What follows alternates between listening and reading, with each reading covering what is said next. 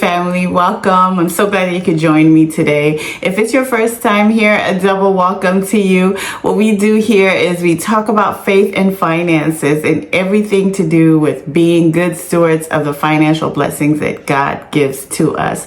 Now, today I want to talk about October. I'm speaking to the person that has been standing for Christ. I'm speaking to the person that has served without any acknowledgement. I'm speaking to the Christian that has believed God to come through for them in every area of their lives, especially in their finances. This month, October, is your month of recompense. I'm going to repeat that. This month, October, is your month of recompense.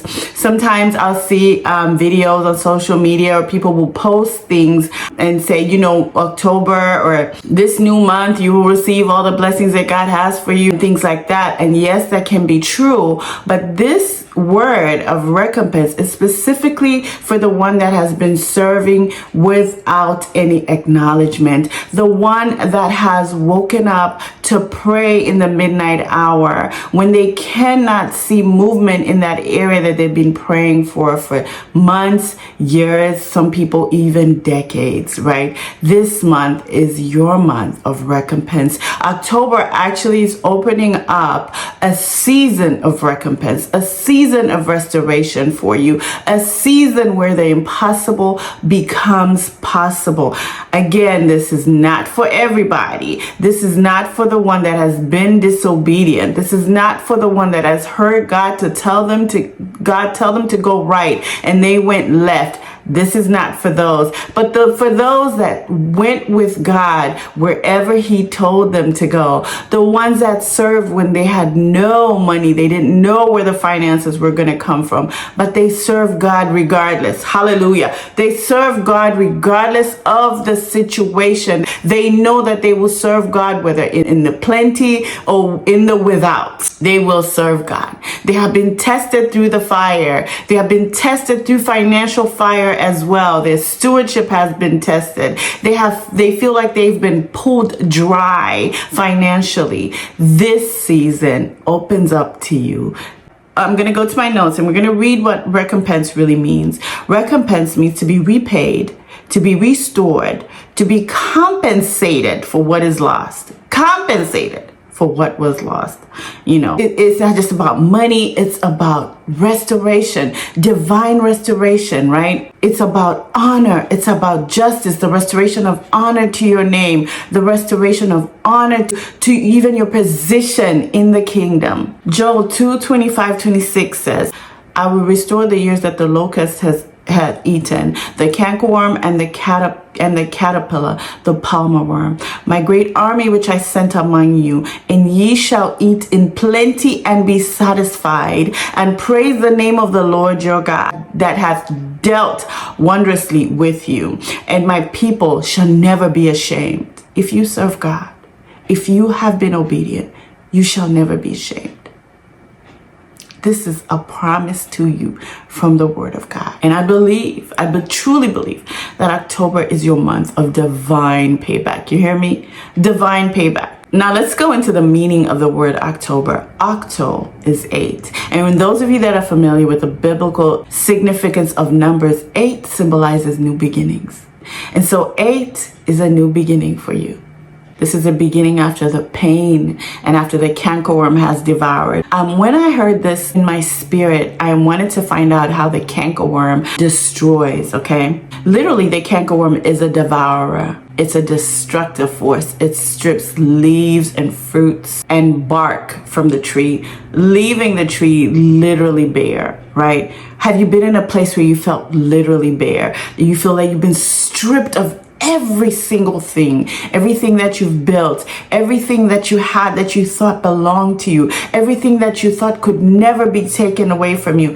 If you feel like the cankerworm has devoured you to the point of bareness and barrenness, this is your season of restoration. The cankerworm, it attacks quietly until, if you study it, it attacks quietly until the tree's productivity is completely gone. Nothing to see here, just dead tree. But I'm telling you right now that Jesus can use a dead person. That is exactly what he needs. Someone that is dead to the world, someone that is dead to idols, someone that is dead to what people think of them. Now God can use you in a mighty way because you have no fear. You fear nothing because you've lost it all.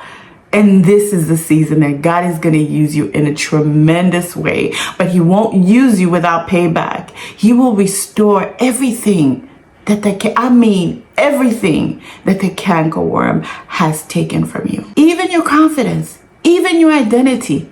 God is restoring it. Isaiah 61:7 says, instead of your shame, you shall have double honor. My God, double honor is coming to you. In their land, they shall possess double. Everlasting joy shall be theirs. That is your word. That is your word. Now let's talk about how restoration naturally happens with the cankerworm when the cankerworm has come in to devour. We're going to talk about it in the natural, and then we're going to talk about how it looks like in the spiritual and some of the things that you can do in your life in this season of restoration to align with the word of restoration. After the damage, after the cankerworm has come through, what the farmers do is they begin to clear the damage out. They begin to clear all the dead things out, the infected branches, right? All the debris, they begin to clear that. In your life, now you assess the damage. You assess the damage that the devourer has caused in your life, and you begin to remove all the attachments, all dead relationships that are not attached to your aligned season. You want to be aligned in this season, and so disconnect from everything that is disaligned in this season to your purpose and to your calling in Christ.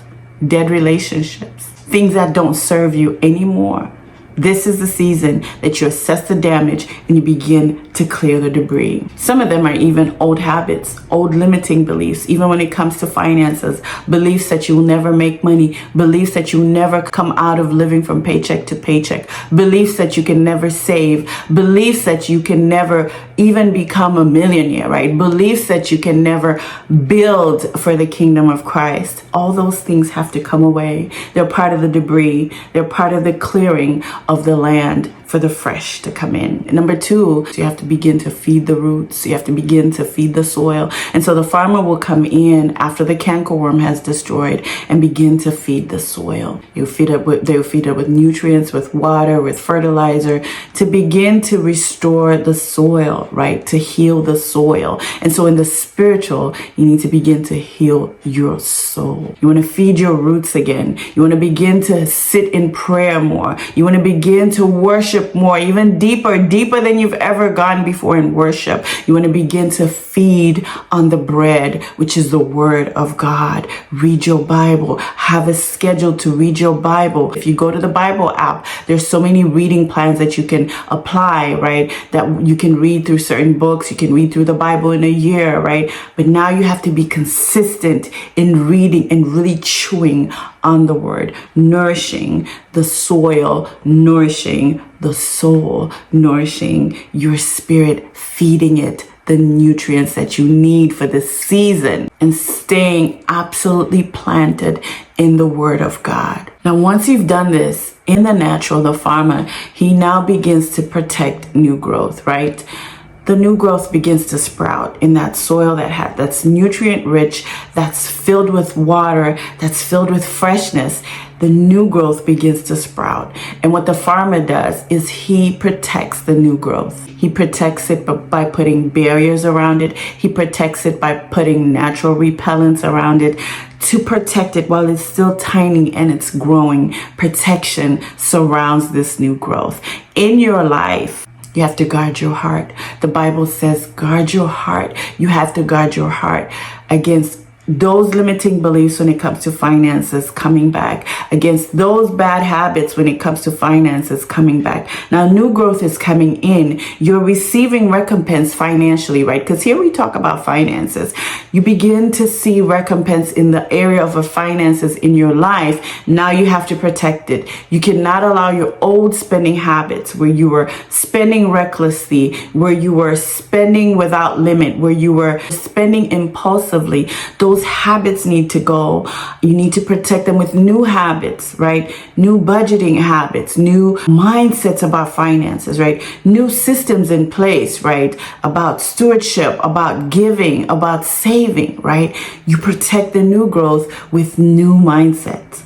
Okay, when it comes to your finances and even in general in your life. And as you begin to protect the new growth, right? Those new sets of beliefs, those new mindsets based on biblical principles begin to grow. Those habits, you replace bad habits with good habits.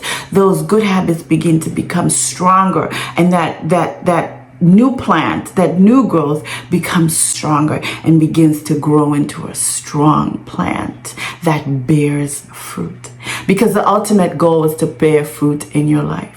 God wants you to bear fruit in your life and even in your financial life. He wants you to bear fruit, but he wants you to be obedient in the area that he has called you to be obedient in so you can bear fruit. Alignment with the Holy Spirit, alignment with God is what produces fruit in your finances.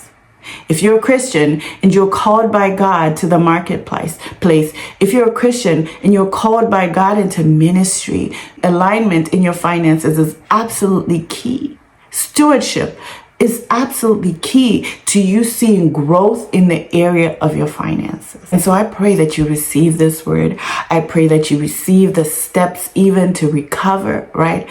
I pray that you see yourself, even in your mind's eye, you see yourself overcoming and recovering. Now, if you need some resources, I have some free resources for you when it comes to budgeting and to stewardship.